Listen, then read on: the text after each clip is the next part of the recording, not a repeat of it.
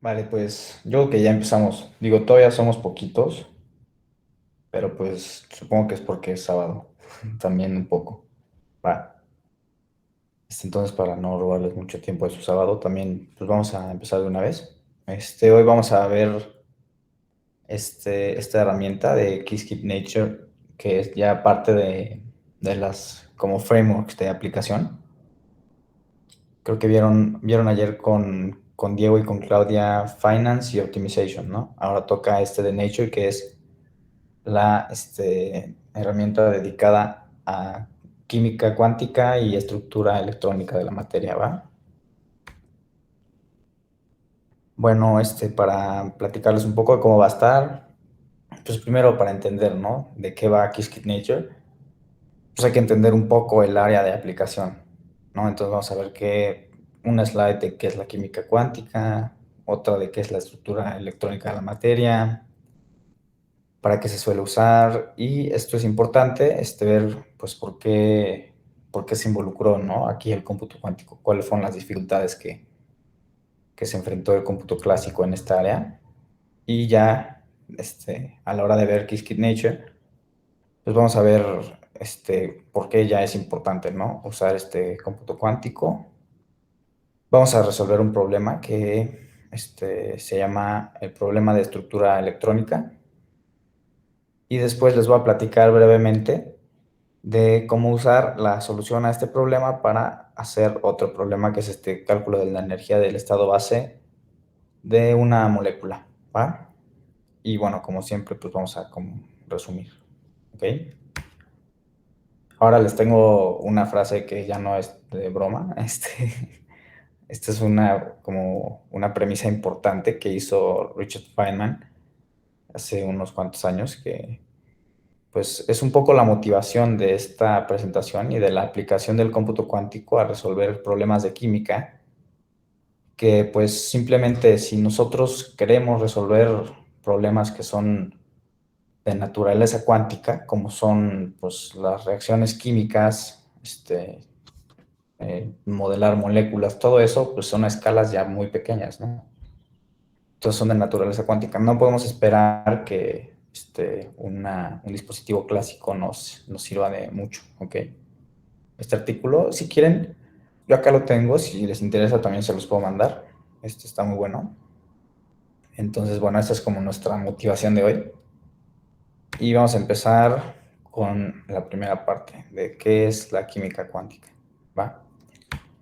Bueno, la química cuántica, que es, como su nombre seguro lo sugiere de forma muy obvia, es la aplicación de la mecánica cuántica para hacer cálculos que por lo general no se pueden hacer considerándola como mecánica molecular clásica, ¿no? O sea, a veces se modelan las moléculas pues, como moléculas rígidas, ¿no? Pero ya que queremos ver más a detalle las cosas, las interacciones entre electrones, no basta con esa mecánica molecular y hay que meter la mecánica cuántica. Y eso nos permite conocer de forma detallada los espectros energéticos de cada molécula. Bueno, pueden ser moléculas o átomos individuales, y pues eso nos da mucha información valiosa acerca de los sistemas químicos. Bueno, aquí puse la ecuación de Schrödinger, independiente del tiempo, que por lo general es la que más se usa en química cuántica. Y aquí puse una fórmula que espero que, si alguien aquí es químico, pues no sea ofensiva, pero a mí me la dijo un profesor justamente de estructura electrónica hace poco tiempo, y se me hizo bastante curioso, ¿no? Que tiene esta versión simplista de la química, que dice que mecánica cuántica más electrodinámica más fenómenos estéricos, eso básicamente es la química. Pero bueno, con química cuántica, pues permite una caracterización detallada de las interacciones que suceden entre moléculas y átomos, entre electrones de un mismo átomo, entre electrones de dos moléculas. Y dadas esas interacciones, pues se tienen diferentes geometrías, ¿no? En las moléculas. Y bueno, ahora vamos a ver lo que es la estructura electrónica, que es una rama justo de la química cuántica.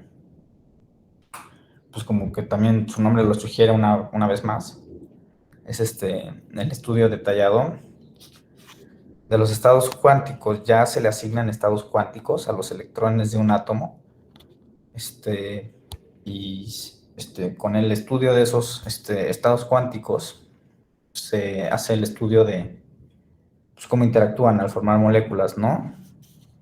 Y justamente es importante estudiar los electrones porque por lo general son las interacciones electrónicas lo que hace que las moléculas estén unidas, ¿no? Es como aquí dice el pegamento un poco, ¿no? Entonces, pues viendo este dibujito, pues nos imaginaríamos que, no sé, cada uno de estos es un átomo y chance el color significa una energía de enlace. No, no estoy en, o sea, chance les estoy diciendo un cuento, pero podría ser algo así, ¿no? Y en estructura electrónica, pues son muy importantes estudiar las interacciones entre electrones no solo de un mismo átomo, sino de entre dos átomos, porque eso es lo que formaría una molécula.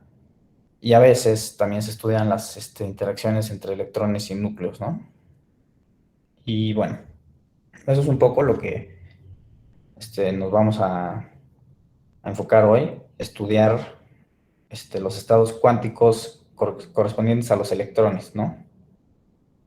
Y bueno, ¿para qué sirve la química cuántica o la estructura electrónica? Pues básicamente para modelar moléculas de forma fiel, ¿no? No sé, existe pues yo diría que es como una página web que salió hace como un año, que se llama Folding at Home, que se dedicó como a modelar el desdoblamiento de proteínas, para ver pues cómo se mueve, se deforma una proteína en sí, como, y ver si sus moléculas forman bolsillos donde en esos bolsillos se pueda como meter algún inhibidor de alguna enzima, ¿no? En particular, creo que pues, estaban estudiando, salió hace un año porque querían modelar la proteína de Spike del coronavirus, entonces hizo muy popular. Y por el otro lado, pues también la química cuántica permite tener cálculos y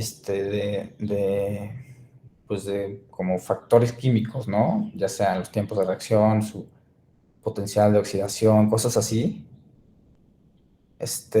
Y también como predecir al modelar las moléculas que forman los fármacos, poder predecir cuáles van a ser las interacciones que van a haber entre pues, el fármaco que se diseña y el receptor. Aquí les puse una imagen de un fármaco que se une a esta proteína e inhibe una enzima que provoca esta enfermedad que creo que es la del cáncer de mama. Entonces, bueno, pues conocer bien cuál es la estructura de esta molécula y ver cómo va a interactuar, pues es de mucha utilidad y mucha importancia, ¿va? Y pues bueno, como se podrán imaginar, modelar moléculas pues no es fácil porque muchas veces, a menos que sean moléculas muy, pues no sé si simples, tiene muchísimos electrones, ¿no? Entonces, las interacciones entre electrones, debido a pues, interacciones por como tipo Coulomb, fuerzas de Van der Waals, todo eso, pues se vuelve muy difícil. Son muchísimas como interacciones a considerar y las ecuaciones diferenciales que resultan de como aplicar la ecuación de Schrödinger independiente del tiempo, pues o sea, sale una ecuación diferencial o varias que son muy difíciles de resolver. Y para eso pues se utilizan recursos computacionales bastante fuertes, algunas como modelos o simulaciones, incluso se tienen que correr en supercomputadoras. Y lo bueno de esta área es que se han desarrollado muchos modelos, ¿no? como que permiten simplificar estos cálculos, haciendo diferentes asunciones. Existe este de DFT, es el Density Functional Theory, algo así. El CAO, MRCI, QCI, tienen un montón de acrónimos. Yo creo que a uno se le ocurre un acrónimo y seguro lo tienen en esta área. Entonces, pues aún cuando hay supercomputadoras, pues no todo el mundo puede hacer como simulaciones de estructura electrónica, ni como poder meterse bien a la química cuántica. Es un poco, pues, difícil, ¿va? Y bueno, ahora vamos a lo que sigue, que ya es, pues, ver, ¿no? Bueno, igual me regreso a esta para como resaltar algo que, pues, muchas veces lo difícil también es simular un estado cuántico, ¿no? O sea, simular un estado cuántico es, pues, simular sus funciones de onda. Son funciones que son un poco complejas a veces, ¿no? Y entonces eso toma también mucho costo computacional. Pero, ¿qué pasa si, siguiendo lo que decía Richard Feynman, utilizamos sistemas que ya son cuánticos en naturaleza para hacer problemas de química cuántica, ¿no? O sea, ya no simulamos los estados cuánticos, sino que codificamos el estado en algo que ya es cuántico por naturaleza, ¿no? Esto es algo que es muy importante, por eso entra aquí el cómputo cuántico, ¿no? No es lo mismo fingir que estás en un estado cuántico a tener un estado cuántico, pues, de verdad, ¿no? Entonces, justamente Qiskit Nature nos permite utilizar todo lo que ya se ha usado o desarrollado antes para química cuántica y combinar con el cómputo cuántico bajo esta premisa de que es más conveniente utilizar cosas que ya son cuánticas por naturaleza para hacer química cuántica, ¿no? Y pues bueno, el hecho de que ya tengamos estados cuánticos agiliza un poco el proceso de cómputo. Entonces, me voy a lo que sigue. Ahora vamos al problema de estructura electrónica. Este problema pues es como muy importante porque es como dar el primer paso hacia lo que nos va a abrir la puerta para usar la computación cuántica aplicada a química cuántica, ¿sí? Entonces, en química cuántica, imaginemos que tenemos una molécula con n núcleos y tiene también i electrones. Considerando todas las interacciones entre núcleo, electrón, electrón, electrón, energías cinéticas, o sea, tanto energías cinéticas y potenciales. Bueno, de hecho, les voy a poner el otro hamiltoniano para que vean que es un poco como, da un poco de miedo. Este es el hamiltoniano que describe las interacciones y energías en una molécula que tiene n núcleos e i electrones, ¿no? Es la energía cinética de los núcleos, los electrones, la interacción núcleo-electrón, la interacción electrón-electrón y la interacción núcleo-núcleo, o núcleo-electrón de como cruzadas entre partículas, ¿no?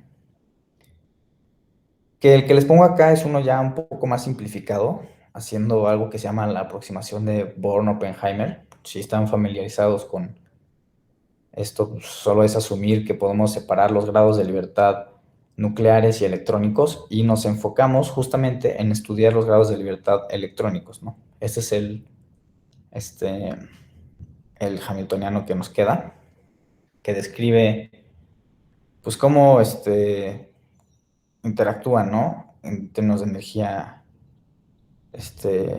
Aquí está la energía cinética de los electrones. Aquí la energía de interacción núcleo-electrón. Y aquí la interacción electrón-electrón, ¿no? Y bueno, nos interesa mucho este hamiltoniano porque calcular eigenvalores es en realidad calcular pues las energías asignadas a cierto estado, ¿no? A cierto estado electrónico. Entonces, si queremos nosotros usar cómputo cuántico, la idea del problema de estructura electrónica es traducir este operador hamiltoniano a un circuito cuántico, que suena un poco ambicioso, ¿no? O sea, es pasar de esto que se llama el hamiltoniano electrónico a algo que se llama el hamiltoniano de qubits, ¿sí?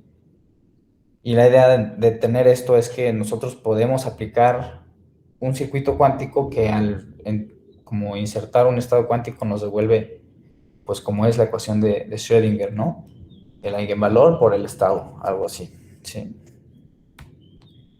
Que bueno, para ir avanzando con esto de buscar el hamiltoniano de qubits, mm, hay que hacer pues una parada, una transformación que no, o sea, aquí puse un asterisco porque pues no es cualquier transformación, es una transformación tanto del hamiltoniano como del espacio de Hilbert, o sea, es una transformación muy importante. Aquí pasamos de algo que se llama el espacio de Hilbert al espacio de Fock. Entonces todo esto es como, pues, lo que se conoce como la segunda cuantización. Les puse ahí en el notebook, si no me equivoco, una liga a todo esto de forma más detallada. Tampoco es mi área de expertise, pero esta transformación permite, pues, mediante el método de Hartree-Fock, pasar de este hamiltoniano electrónico que describe las interacciones electrón-electrón, electrón-núcleo y entre electrones como cruzados, pues esto lo describe estas interacciones, pero en términos de operadores ya fermiónicos, ¿no? Que estos operadores curiosos actúan sobre los ahora estados de Fock, diciendo, se llaman operadores de creación y aniquilación. Y bueno, los estados de Fock lo que hacen es indicar qué grado de libertad o qué orbital está ocupado, ¿no? Entonces, dependiendo de cómo haga, o sea, la segunda cuantización, se salen estos estados de Fock. Y bueno, ese es como un paso intermedio, pero lo importante a destacar es que salen estos coeficientes. Estos coeficientes, de hecho, son los que codifican las interacciones, ¿no? Estos coeficientes están dados por esas integrales. La otra también está dada por una integral también un poco, pues, elaborada, pero estas integrales se calculan de forma clásica, eficientemente, ¿sí? O sea, todo lo que se ha desarrollado en cómputo, digo, en química cuántica con cómputo normal, cómputo clásico, pues permite calcular estas energías bien. Entonces, pues hay programas clásicos que permiten hacer esta transformación del hamiltoniano electrónico al hamiltoniano como de operadores. Y estos programas que se llaman drivers, Gaussian es uno de ellos muy famoso, hacen esta cuantización y calculan estas energías dependiendo de cuál sea, pues, la molécula que estamos estudiando, ¿no? Y ahora el último paso para pasar de nuestro hamiltoniano electrónico, ya vamos como a la mitad del camino, es buscar una equivalencia entre estos operadores, que son los de aniquilación y creación y número fermiónicos, a operadores sobre qubits, ¿sí? Entonces pasamos de un hamiltoniano que está expresado en términos de esto a otro que está expresado en términos de esto, ¿sí? Por ejemplo, aquí les pongo un ejemplo, que creo que este es el conocido mapeo de Jordan-Wigner, que establece esta equivalencia entre el operador de creación fermiónico y estos operadores de Pauli. Déjenme cierro la ventana. Ahora, justo cuando tenemos estos operadores en términos, o sea, ya pasamos este hamiltoniano de acá, esto ya lo expresamos en términos de operadores sobre qubits, y eso es todo lo que hay que hacer, ¿no? Para tener un hamiltoniano, que ya es el hamiltoniano electrónico de qubits. Aquí le puse una Q para indicar eso, ¿no? Y está dado en términos de una combinación lineal de ciertos coeficientes con, no sé, este puede ser una sigma X, esta una sigma Y, una identidad, una sigma Z. O sea, les puse aquí estos superíndices como reemplazando estas de acá, porque en realidad pueden estar permutadas, ¿no? No es que, o sea, puede haber muchísimas como combinaciones, ¿sí? Lo padre de Qiskit Nature es que permite hacer este mapeo de hamiltoniano después del método de Hartree-Fock. Tiene ya programados estos mapeos, y tiene tres mapeos principalmente. Este que es el de Jordan Wigner, que creo que es el que les puse aquí. Tiene otro que es el de paridad y este de Bravik Kitaev. Si quieren conocer más acerca de los mapeos detallados, aquí ahorita pueden checar las referencias. Pero bueno, entonces, si se dan cuenta, ya lo que hicimos es pasar de el hamiltoniano electrónico de aquí a algo que ya está dado en términos de qubits, ¿sí? Y entonces podemos pensar que pues podemos tener ya un circuito que ejecute el operador hamiltoniano sobre nuestro estado codificado en los qubits, ¿sí? Y eso pues nos permite acceder a energías o a los eigenvalores del hamiltoniano para pues tener energías, ¿sí? Esta es una como representación muy esquemática. Y bueno, hasta ahorita lo que hemos hecho es pues resolver el llamado problema de estructura electrónica. Y quiero mostrarles cómo, seguro vieron en el notebook, cómo se hace en Qiskit. No sé si hay dudas. No, bueno. A ver, aquí les puse todo este mismo choro acá en el notebook. Aquí hay un poco de enlaces con más detalle, pero vamos a lo importante que es aquí, ¿no? Aquí tenemos primero que empezar con una molécula, en particular una molécula que nos interese, ¿no? Aquí se está definiendo una molécula de H2 separada sobre el eje Z, ¿no? Por 0.735 angstroms, ¿sí? Y el primer paso es hacer esto de pasar a molécula, y hacer este paso hacia el método de Hartree-Fock, ¿no? Y para eso usamos esto, que es el SEF driver. Le pasamos la información en nuestra molécula y, bueno, esto es un poco de información de como que base, lo que se llama la base para modelar los orbitales moleculares, creo. Esto ya es como especializado del área de estructura electrónica. Pero lo que resulta de hacer esto es que al tener ya nuestro driver lo ejecutamos con esta clase que se llama Electronic Structure Problem de estudios de Qiskit Nature y nos da el operador hamiltoniano en la segunda cuantización. Si se dan cuenta, pues aquí esto denota el operador de creación, aniquilación, y nos da estos coeficientes que son los que se calculan con las integrales, ¿sí? Y ahora, lo que sigue, donde nos echa la mano Qiskit Nature, es, una vez más, pues tiene una clase que se llama Qubit Converter, que, pues como se podrán imaginar del nombre, nos convierte el hamiltoniano fermiónico al hamiltoniano de qubits, dependiendo del mapeo que hagamos, ¿no? Y entonces creamos la instancia de nuestro convertidor con el mapeo que queramos, y este convertidor pues tiene un método al que le pasamos el operador fermiónico. Entonces le damos de como entrada el operador fermiónico y solito nos devuelve el operador, ya el operador hamiltoniano de qubits, ¿sí? Si se dan cuenta, estos ya son compuertas Z, identidades, compuertas X, aquí unas Y. Y bueno, Qiskit Nature tiene tres mapeos, ¿no? Podemos ver cómo van difiriendo los mapeos, digo, los hamiltonianos de qubits según los mapeos.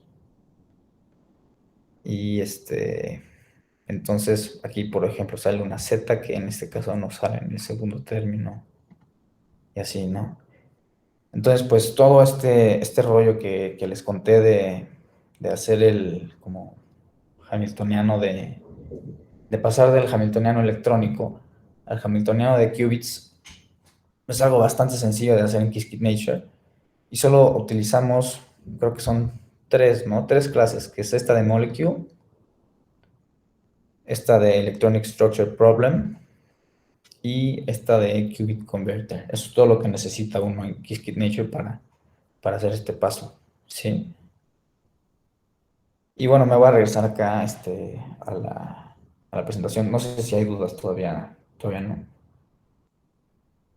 Sí, sí, también depende un poco el como dispositivo que tengas. O sea, algunos pues mapeos te dan más compuertas de cierto tipo que otras, ¿no? Entonces tal vez tienes un dispositivo que no es tan bueno aplicando cierta compuerta, entonces pues no te conviene usar ese, ¿no? Porque ya sabemos que pues errores suceden a la hora de aplicar compuertas, y si tienes un error bastante grande en la compuerta X, pues mejor te pasas un mapeo que casi no usa esa, ¿no? Entonces depende de eso también. Entonces, pues, como les comentaba, ya que tenemos este hamiltoniano, podemos utilizarlo para calcular, por ejemplo, la energía del estado base, ¿no? Y pues bueno, para calcular la energía del estado base, utilizamos algo que se llama el principio o método variacional, depende un poco del libro que estemos consultando, pero este es un principio pues, de mecánica cuántica que dice que dado un hamiltoniano, este puede ser el hamiltoniano asignado a nuestra molécula o al hamiltoniano electrónico,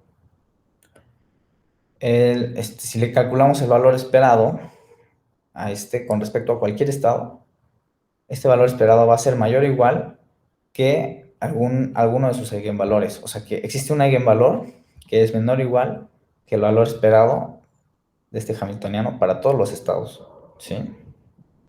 Entonces, este problema consiste en, si tenemos nuestro hamiltoniano electrónico, queremos buscar el estado electrónico para el cual se da esta igualdad, ¿no?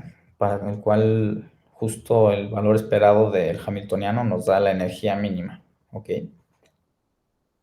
Y la idea de como buscar este estado de mínima energía es como ir buscando, moviéndonos de estado, por así decirlo, ¿no? O sea, ir explorando diferentes estados. Tomamos un estado, le calculamos la energía con el hamiltoniano de qubits y vemos, ¿es la mínima?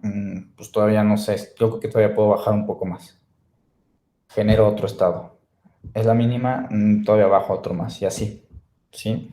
Y bueno, esto es justo lo que se conoce como el VQE, creo que lo vieron también un poco con Diego, el Variational Quantum Eigensolver, que es el solucionador propio cuántico. Y aquí les platico un poco de cuál es como la idea de este proceso, ¿no? Para encontrar el estado de mínima energía.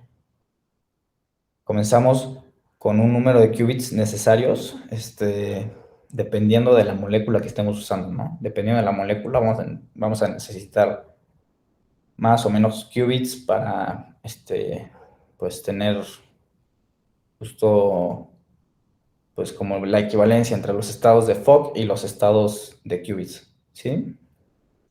Entonces preparamos un estado inicial, a veces pueden ser puros ceros, y lo que hacemos es que hay dos circuitos. Uno toma este estado inicial cero, y lo lleva a un estado, aquí falta un vector, pero lo lleva a un estado arbitrario, donde pues es como aleatorio, ¿no? Aplica una serie de parámetros aleatorios y devuelve este estado con parámetros aleatorios. Entonces empezamos en uno y nos movemos a uno, pues quién sabe dónde empezó, ¿no? Y ya que tenemos ese estado parametrizado,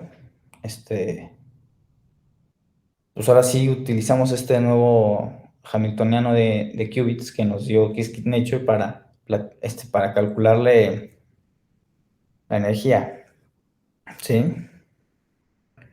Y así podemos pues tener esta energía de este estado parametrizado.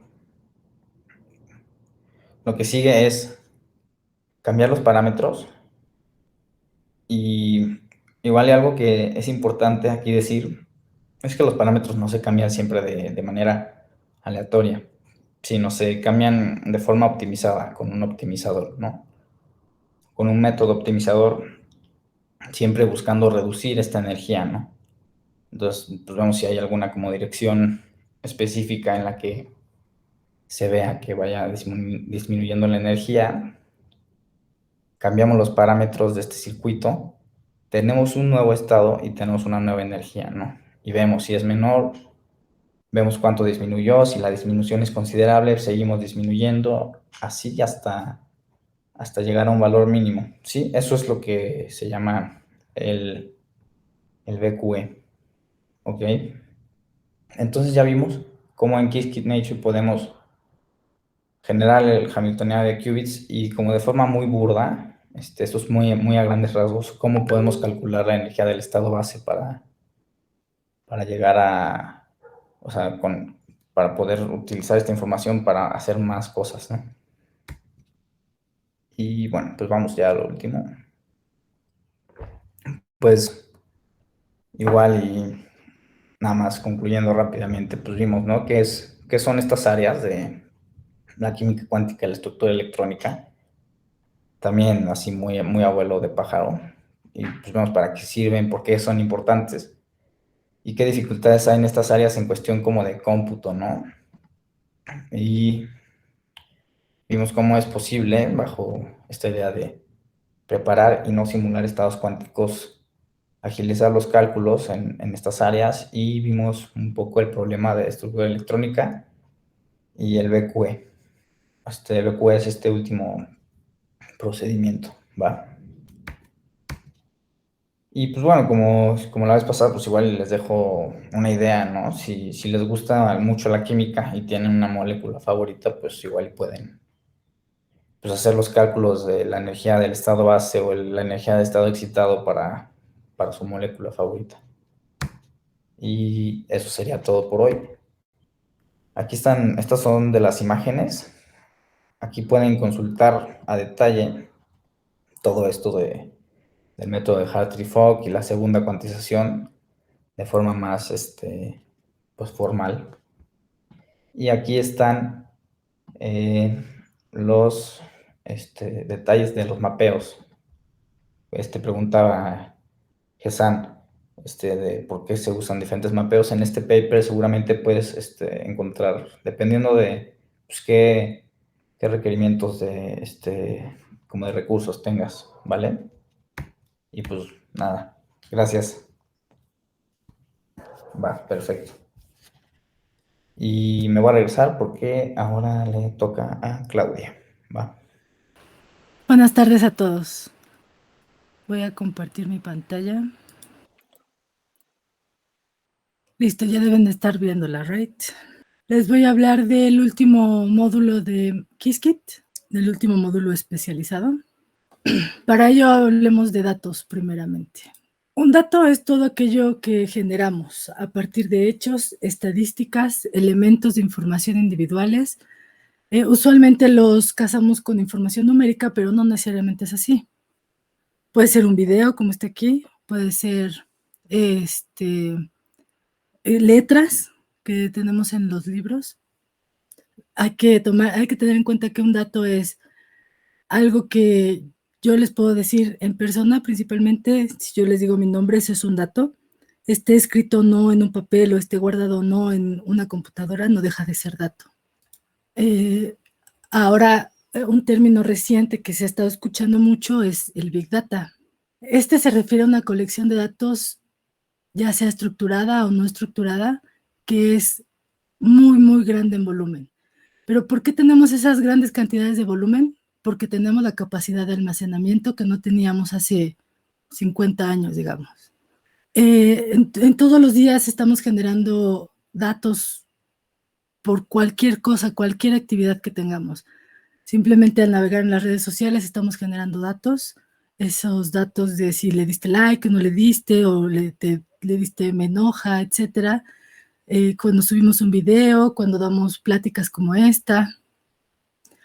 Y el término se acuñó dado que algo que queremos hacer con los datos es no solamente almacenarlos, sino analizarlos.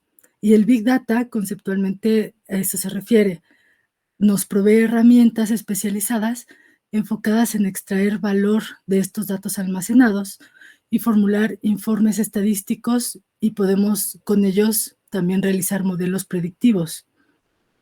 Esto se aplica a múltiples áreas, como en los negocios, como en la publicidad, a la hora de estudiar las enfermedades, en el espionaje, en el seguimiento a la población, sobre la lucha contra el crimen organizado también, lo que se les ocurra. La cantidad de datos que se están generando hoy día, que se generan y se almacenan, se duplica cada 1.2 años. Es decir, tenemos el doble que hace 1.2 años nada más. Entonces, la cantidad de datos que tenemos hoy es incomparable con la que teníamos hace 10 años nada más. Estos datos revelan patrones, como ya había mencionado, y usualmente estos patrones son poco evidentes con el simple hecho de ver esos datos. Y queremos entender los patrones para que nos ayuden a entender diferentes problemáticas. Por ejemplo, crear un nuevo medicamento suele costar miles de millones de dólares. Pero si en lugar de hacerlo de la manera tradicional, digamos, de la manera difícil, paso por paso, en lugar de eso se utiliza el análisis de datos de manera correcta, por supuesto, para ello apoyándonos del machine learning o la inteligencia artificial, se puede ahorrar millones en la creación de estos medicamentos. Y eso se traduce a que los costos sean más accesibles para las personas. La inteligencia artificial recientemente venció a un jugador de Go y también actualmente puede ayudarnos a planear nuestras vidas y negocios. Esto es un ejemplo del extenso uso. Un ejemplo de esos usos es Google Drive. Ahí guardamos grandes cantidades de datos. Y un ejemplo de una aplicación que los utiliza es Waze, en el que podemos revisar cuáles son las zonas de mayor tráfico durante nuestros traslados cotidianos, y es una aplicación muy, muy útil para todos. También otro dato curioso, digamos, la necesidad de manejar estos volúmenes de datos ha generado 6 millones de trabajos aproximadamente hasta ahora, pues dependemos de un manejo correcto de las computadoras para poder procesarlos. Ahora, machine learning o máquina que aprende. Una máquina aprende, bueno, vamos a decirlo como lo que es, ¿no? Las máquinas no aprenden. No porque yo genere código, que es considerado parte del machine learning o del deep learning o de la inteligencia artificial, lo ponga dentro de mi computadora, ya con eso mi computadora está aprendiendo. Pues no, claro que no. Solo está ejecutando un código. un código que yo humano le dije qué hacer. La computadora solo es un conjunto de chips tontos que solo saben seguir instrucciones particulares. Las máquinas están condicionadas a los diseños de los humanos y están limitadas tecnológicamente. Como les decía, una traducción literal del machine learning suele ser máquina de aprendizaje o aprendizaje automatizado. Pero bueno, lo que realmente sucede es que una máquina de aprendizaje encuentra una fórmula matemática, la cual cuando es aplicada a una colección de entradas, produce una salida que idealmente es lo que estamos buscando, ¿no?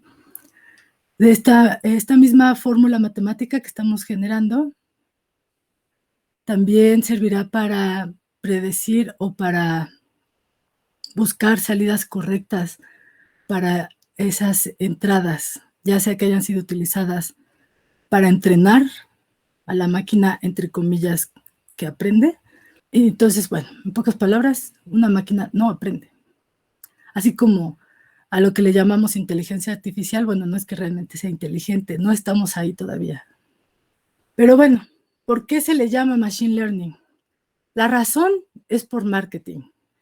En 1959, Arthur Samuel, pionero del campo de la inteligencia artificial, muy importante personaje, gracias a él tenemos lo que tenemos al respecto. En ese año estaba trabajando para IBM y se le ocurrió el término. Y por supuesto que a IBM le gustó, pues consideró que este término atraería a empleados talentosos y a clientes. La definición actual, o que se maneja en algunos lados, es que el machine learning es un subcampo de la ciencia de la computación centrado en construir algoritmos útiles que dependen de una colección de ejemplos de algún fenómeno. Estos ejemplos pueden venir de la naturaleza o ser definidos por humanos, o incluso ser definidos, generados por otros algoritmos. Se usa para muchísimas cosas hoy por hoy, como hacerle recomendaciones en base a comportamientos de las personas. Permite hacer sugerencias personalizadas de compra, por ejemplo, recomendar canciones, como lo que hace Spotify, analizando el historial de lo que has escuchado o, por ejemplo, Amazon de lo que has comprado. También se utiliza para los vehículos inteligentes, para que estos lleguen a tomar esas decisiones complicadas, pues lo hacen a través de machine learning. Los vehículos pueden ajustar la configuración interna de acuerdo con las preferencias del conductor, también es para hacerlo más cómodo. Y también se le pueden dar indicaciones. No, más bien, el carro decide si lo que está sucediendo es que está rebasando un carril o se está cambiando de posición entre carriles de una manera incorrecta, etcétera.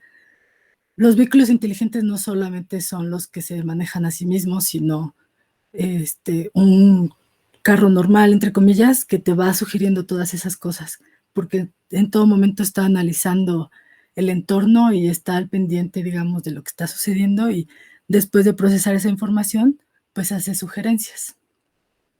Las redes sociales no nada más se mueven por sí mismas, ni por los tweets que hacemos ni nada, sino que existe un machine learning detrás que ayuda, por ejemplo, a reducir el spam, o también es utilizado para detectar noticias falsas y contenidos no permitidos, etc. El procesamiento del lenguaje natural, este es el que se encarga de analizar cómo habla un humano de manera normal, digamos. Y también ha ayudado a generar asistentes virtuales como lo es Alexa o Siri. También ayuda a hacer traducciones instantáneas de un idioma a otro. Reconoce la voz de los usuarios, incluso analiza los sentimientos y los reconoce. También se utiliza para otras tareas como traducir jerga legal de los contratos a un lenguaje sencillo, sobre todo obviamente para quienes no están familiarizados con esto. Otra cosa que usamos todos los días son las búsquedas. y también utilizan el Machine Learning para optimizar los resultados. En la medicina, por ejemplo, investigadores del MIT ya utilizan el Machine Learning para detectar con mayor antelación del cáncer de mama. También se utiliza para detectar neumonía y enfermedades de la retina. Y recientemente ha sido fundamental para el rápido desarrollo de las vacunas contra el COVID y para secuencias de DNA de las variantes de este virus y de otros, claro. Y la ciberseguridad, que es un tema muy importante también. Los nuevos antivirus y motores detectan los virus de una manera con Machine Learning. Antes todavía existen grandes bases de datos en donde si estaba registrado el virus, pues entonces te lo detectaba, pero si no estaba registrado, no te lo detectaba. En cambio, hoy día, aunque no esté registrado, ya es capaz de discernir si este programa o no es un virus. ¿Cómo le hacemos para hacer todo esto? Bueno, hay muchas maneras y de aquí les voy a hablar de unas cuantas. Una de ellas popular, seguramente han escuchado de ellas, se llaman redes neuronales. Estas están inspiradas en el proceso de aprendizaje que ocurre con un cerebro humano, de ahí el nombre. Consiste en una red artificial de funciones o neuronas, ya sea esta, que también les llamamos funciones de activación, que permiten a la computadora realizar ajustes a sí misma. Bueno, cuando digo eso me refiero a la función que le estamos alimentando, va a estar haciendo esos ajustes. Entonces, lo que va a pasar es que nosotros le metemos datos. Estos datos son las características que me interesan de mi problema que voy a resolver. No le voy a meter cualquier dato porque no tendría sentido. Y una vez que las neuronas de esta capa procesan esos datos, se la mandan a la siguiente capa. Entonces, esta segunda capa en morado recibe unos datos ya previamente procesados, los procesa y se lo manda a la siguiente capa. De tal modo que al final obtenemos un resultado que va a ser justamente para el que creamos la red neuronal. Esto es muy específico de acuerdo al problema que estamos resolviendo.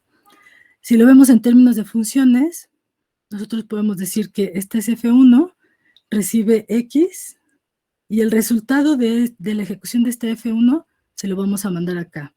Entonces, lo que saque esto se lo mandamos a F2 y lo que saque F2 a F3 y esto puede continuar y continuar. Tantas capas de neuronas le pongamos. A este proceso se le conoce como feed forward y es uno de los más directos y sencillos. Hay otros procesos como el backpropagation que, pues como suena, retroalimenta la información de las neuronas hacia atrás. Una de las maneras en las que usamos redes neuronales es con un modelo de clasificación. En buscamos predecir a qué categoría pertenecen los datos. Me dan un conjunto de datos, yo los voy a querer clasificar. Por ende, estas categorías también se llaman clases, objetivos o etiquetas. El modelado predictivo de clasificación es la tarea de aproximar una función que permita el mapeo de las variables de entrada a las variables de salida. Estas variables de salida van a ser discretas, puesto lo que yo quiero es etiquetarlas, ¿no? Entonces va a tener etiqueta A, B, C y ya. No voy a tener valores intermedios. En esta imagen se puede ver la clasificación porque ya se están usando colores, pero en sí lo que el proceso de clasificación nos va a ayudar es a encontrar esta boundary o este límite que divide, ¿qué sería aquí? Que divide a nuestros datos de acuerdo a lo que yo estoy definiendo. Entonces, un ejemplo de ello es el filtrado de spam. Lo que hace es justamente eso. Llega un correo, este filtro que ya tiene la mayoría de los correos, entra en acción y decide si es o no un spam. Estos sistemas analizan el contenido de los correos y los clasifican mediante algoritmos de Machine Learning. Y la tarea, bueno, para ello el modelo se entrena primero con conjuntos de datos previamente etiquetados, es decir, quien se encargó de crear esos filtros sabe que este correo debería de ser spam y este correo no debería de ser spam, y así es como se alimenta la red neuronal. Después de un rato, ya que aprendió, entre comillas, entonces ya vas a saber distinguir entre un correo si es spam o no. Otro ejemplo que es popular es la clasificación de dígitos. Dígitos escritos a mano. Esta clasificación ya no es binaria, como el ejemplo del spam, sino que ya tiene 10 clases, una para cada dígito.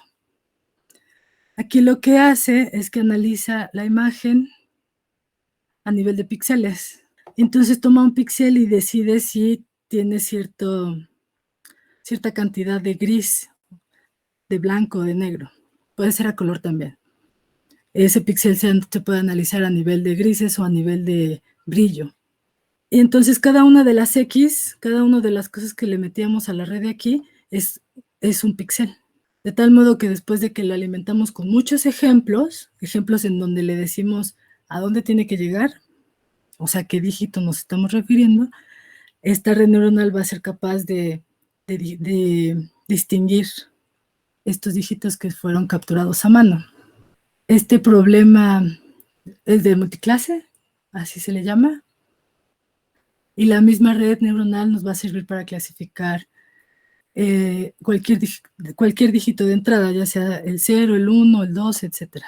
Y aquí un caso de uso importante en la industria son los anuncios de Facebook, porque eso justamente es lo que hace Facebook, determina qué anuncios mostrar a las personas en función de la clasificación de la audiencia.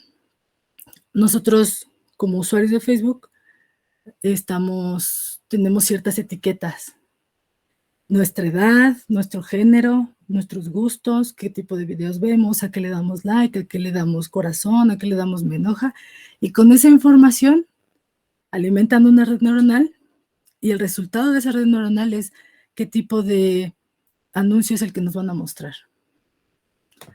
Estoy viendo una pregunta de Leonardo. Más detalles sobre el ejemplo. Ok. Vámonos por partes. La información que pides no la tengo a la mano, pero te ayudo y te mando algo que sea muy interesante. Y con respecto a si el porcentaje de error, eso es muy difícil, porque ahorita quienes están cargando de hacer esta investigación son las farmacéuticas y no nos están dando esa información. Simple y sencillamente no nos dicen qué tan buenos o qué tan malos son sus modelos para crear sus medicinas, ¿no? Y tampoco nos dicen si están usando QML o ML sencillo, digamos. Otro modelo, así como el de la clasificación, es el de regresión. Y literalmente es encontrar una función que se pegue a nuestros datos, ¿no? Muchas veces se escucha regresión lineal, pero en realidad nosotros podemos ver o buscar una función que sea una curva, como el ejemplo de aquí. Y la curva puede ser tan complicada como tenga que serlo, digamos. Entonces, un ejemplo es la predicción de precios de casas. Es un ejemplo de cajón cuando estás aprendiendo Machine Learning. Pero pues sí sucede en la vida real, ¿no? Muchas características definen el precio de las casas, como el terreno en el que están construidas o que le pertenece, ¿no? También el patio que está alrededor, etcétera. El número de cuartos, la antigüedad, proximidad a parques, escuelas, hospitales.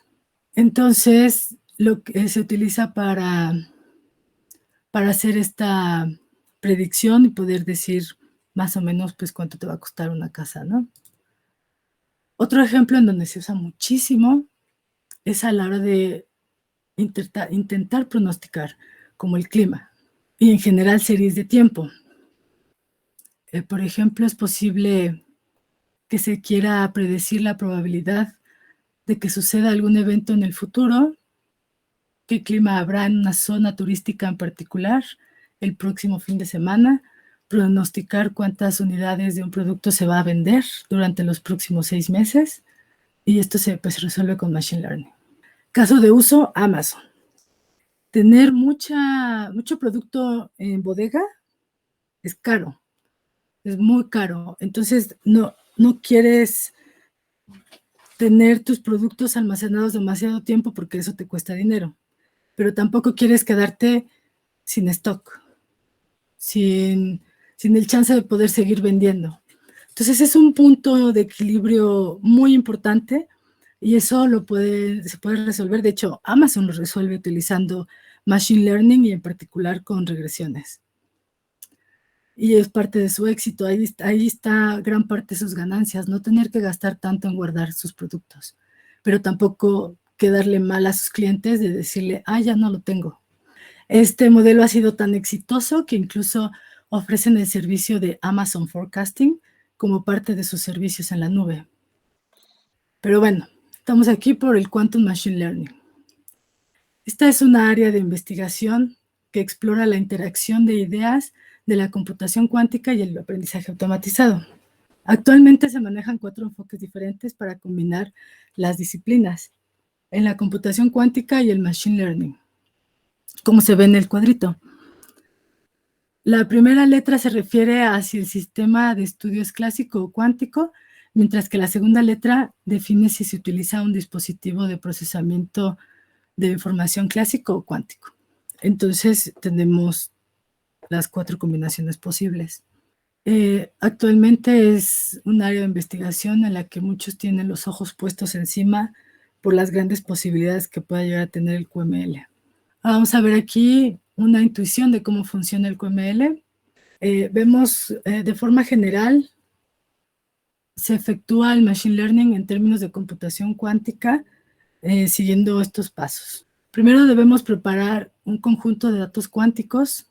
Cuando digo cuánticos me refiero a que hacemos ese mapeo de nuestros datos recolectados de manera clásica, como los píxeles de mi imagen para ver si es un dígito. Hago ese mapeo a un circuito y eso se puede hacer de diferentes maneras, como una de ellas simple o directa más bien sería definir una variable por un qubit, pero también se puede hacer codificando los datos con el uso de fases en los qubits, y también se puede cargar directamente como tensores. Un tensor sería una matriz multidimensional que representa estos datos. Y cada tensor de datos se transforma a un circuito cuántico. Entonces nosotros tendríamos un circuito cuántico que representa los datos. Entonces lo siguiente sería evaluar un modelo de red neuronal. Estos modelos estarán parametrizados, en este ejemplo por estas Phis, Phi1, Phi2, Phi3, y se pueden seleccionar de varias categorías basadas en el conocimiento de la estructura de los datos cuánticos. Entonces esto va a variar dependiendo del problema. El objetivo del modelo es realizar un procesamiento cuántico para extraer información codificada en un estado típicamente entrelazado. Entonces, en otras palabras, digamos, el modelo cuántico esencialmente va a desenredar los datos cuánticos de entrada, dejando la información codificada en correlaciones clásicas, haciéndola accesible a las mediciones locales, y procesamiento clásico, que sería esta parte. Yo lo mido y eso que medí lo voy a utilizar en una parte clásica. Una vez que ya extrajimos la información, va a estar listo para un postprocesamiento clásico adicional, que sería uno de los cuadritos que vimos arriba. Estoy mezclando ambas partes, la parte clásica con la cuántica. Y ahora, como la información extraída todavía puede codificarse en correlaciones clásicas entre lo que esperamos medir, entonces las redes neuronales clásicas se pueden aplicar para terminar de destilar estas correlaciones y obtener un resultado final. Al final, en esta parte evaluamos la función de costo. La función de costo es la que nos dice qué tan buena es una regresión, por ejemplo, qué tan pegada es la curva que estoy encontrando a todos mis datos. Y si todavía no es tan buena, pues entonces me regreso y vuelvo a empezar. Vuelvo a reajustar. Ahora sí, ¿cómo hacemos esto en Qiskit? Bueno, pues tenemos un módulo, Qiskit Machine Learning, y dentro de este, a su vez, tenemos cosas especializadas. Tenemos el submódulo Neural Networks y tenemos los submódulos dentro de algoritmos, los clasificadores y los regresores, ¿no? Para estos dos modelos que hablamos. Veámoslo en nuestro notebook. Entonces, lo primero es hacer estos imports. Por supuesto que solamente Qiskit Machine Learning no es suficiente. Necesitamos todo lo demás, ¿no? Como crear los circuitos y los optimizadores de los que hablamos ayer, entre otras cosas. Lo primero que necesitamos es una instancia, una quantum instance, que básicamente nos sirve para indicar cómo quiero simular mi código. También, como decía ayer, este bucket bien puede referenciar a una computadora cuántica real, pero aquí lo dejo con un simulador para que no se tarde la ejecución. Entonces, la primera parte habla del modelo de clasificación, y lo primeritito es preparar datos que podamos estudiar, ¿no? En este caso estamos generando 20 para que sea fácil de ver con nuestros ojos y entender qué está pasando. Se generan de manera aleatoria en un cuadro de 2x2 que va de -1 a 1, y se le pone una clasificación de entrada que yo ya sé que va a ser la que estoy buscando, que los divide por esta línea, ¿no? De x igual a -y. Entonces, todos los que están arriba los clasifico con un 1 y los que están abajo los clasifico con un 0, y para que visualmente se vea esa clasificación de manera rápida, los pintamos azul los de arriba y los pintamos verde los de abajo. Eso es lo que estamos haciendo aquí básicamente. Y entonces ahora vamos a utilizar una clase en particular que se llama Upflow. Está hecha para trabajar como una red neuronal, bueno, una QNN, sería una red neuronal cuántica. Y esta clase se va a encargar de hacer esa clasificación. Nosotros ya, como preparamos los datos para que funcione el ejemplo, ya sabemos cómo están, pero la clase esta no sabe cómo están los datos o cómo los espero. Entonces nosotros le mandamos, creamos una estrategia para crear capas de neuronas. En este caso usamos esta clase que se llama TwoLayer QNN. Le decimos cómo queremos que hagan los mapeos, le mandamos números aleatorios, le mandamos el optimizador, como lo mencionamos ayer, necesitamos indicarle de qué manera queremos que haga las cosas, y en este caso es el Covila, pero se puede elegir entre muchas otras opciones. Y le pedimos que haga la clasificación con este punto fit. Tan fácil como eso, por eso ya nos están dando esta serie de clases, el módulo de Qiskit Machine Learning, porque pues, nos facilita las cosas. Al final lo que hacemos es pedirle, bueno, ¿qué tan bueno fuiste al clasificar? Entonces le pedimos su calificación. En este caso es tan bueno como el 80% de las veces lo hace bien y el 20% no lo hace tan bien. Entonces aquí lo que hacemos es graficar esos resultados. Nosotros estamos marcando con un círculo rojo los que clasificó erróneamente. Si se dan cuenta, pues no son tantos. Finalmente sacó una calificación de 8 nada más, ¿no?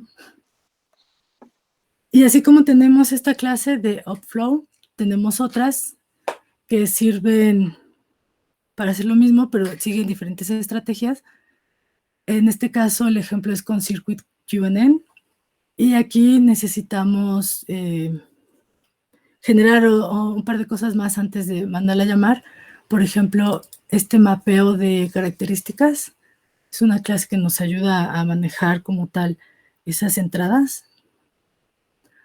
Luego trabaja con un ansatz. Nosotros lo vamos a crear con esta clase, pero podemos crearlo ya sea a mano, porque yo ya sé lo que estoy haciendo, entonces hago mi propio ansatz, o usamos estas clases de Qiskit que ya traen predefinidas estrategias para crear ansatz. Aquí nada más estamos viendo qué es lo que hizo internamente estas clases. Si yo las imprimo como normal, digamos, con el punto draw, nada más me pone unos cuadros y que dice, pues ahí va, adentro está. Pero pues es más interesante si vemos lo que está dentro de esos cuadros, para eso usamos el print y podemos ver las compuertas que están componiendo a este mapeo de características.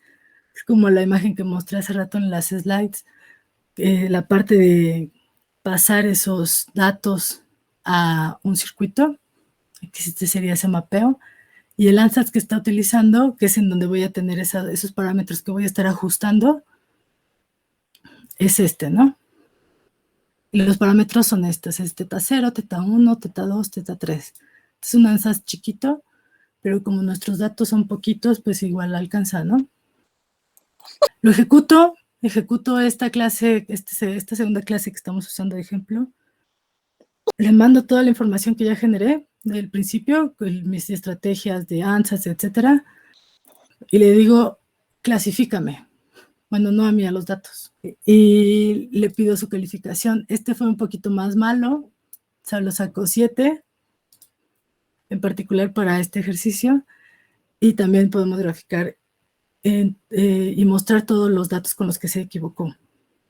Entonces, similar a lo que hablábamos ayer, tú vas a escoger una u otra clase dependiendo del problema que estás resolviendo. No todas te van a regresar los mismos resultados, entonces hay que entender qué está pasando, qué estás buscando, para poder elegir la que mejor resuelva un problema en particular. Y hay muchas más opciones de dónde elegir, como este que se llama VQC, que es un Variational Quantum Classifier. Es otra manera de mandar hacer la clasificación. Este, por ejemplo, saca una calificación de 9, es mejor que las dos anteriores maneras, y vemos que pues sí, se equivocó solamente en 2. Ahora, muy similar, así como usamos la estrategia de clasificación, o el modelo más bien, usamos el modelo de regresión. Dependiendo de qué problema estamos resolviendo, vamos a querer usar uno u otro. Y en este ejemplo preparamos unos datos al azar, pero que se parecen a una función seno, para que nuestra regresión no fuera una regresión lineal y fuera tan simple, ¿no? Entonces, por eso aquí los estamos haciendo como con forma de un seno. Y empezamos a probar todas las opciones, bueno, no son todas, algunas de las opciones que nos está proveyendo Qiskit Machine Learning. Empezamos con esta. La preparamos igual como lo hicimos hace rato. Le mandamos pedir que en este caso el fit significa haz la regresión lineal. Le sacamos un score y aquí le fue muy bien, ¿no? Ya sacó 9.8. Y de hecho sí, aquí no sé si se alcance a ver la línea verde. Es esa regresión y se parece mucho a la función seno, que sabemos los datos están apegados a ella. También podemos usar el VQR para este tipo de cosas como la regresión. En este caso también le fue muy bien, con una calificación de 9.8, y como vemos también aquí la línea verde se ve muy pegada a la forma de los datos que nosotros sabemos que tienen esos datos. Y esa sería la primera aproximación que tengan con Quantum Machine Learning usando Qiskit. Por supuesto que hay más.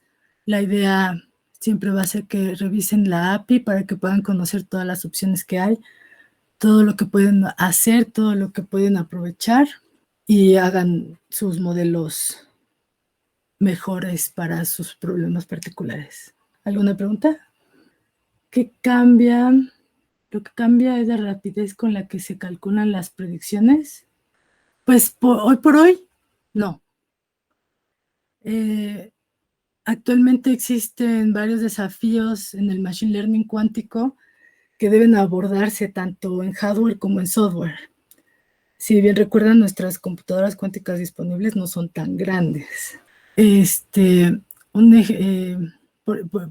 sea, como las computadoras cuánticas tienen poquitos qubits, entonces implementar algoritmos que sean comparables con lo que se puede hacer actualmente con Machine Learning, la comparación no es muy justa todavía, digamos.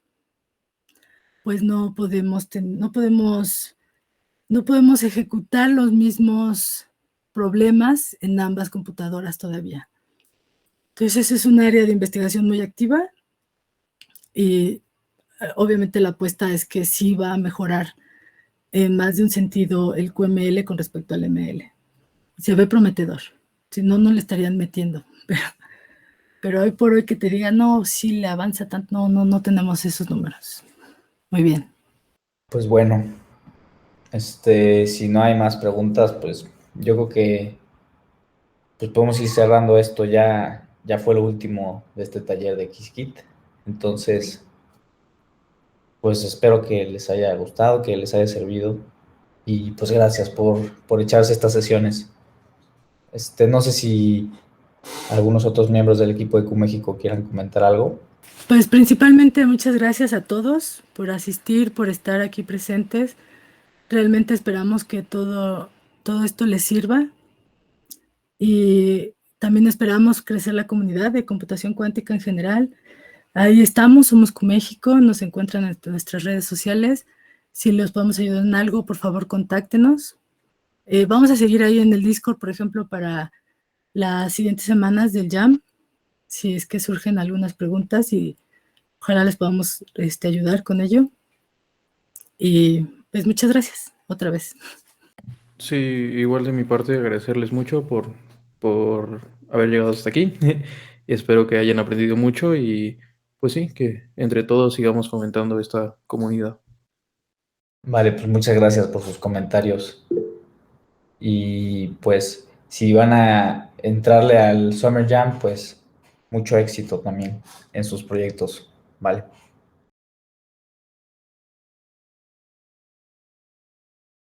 Perfecto, pues nos estamos viendo ahí en el Discord y en redes sociales, ¿va? Hasta luego. Hasta luego.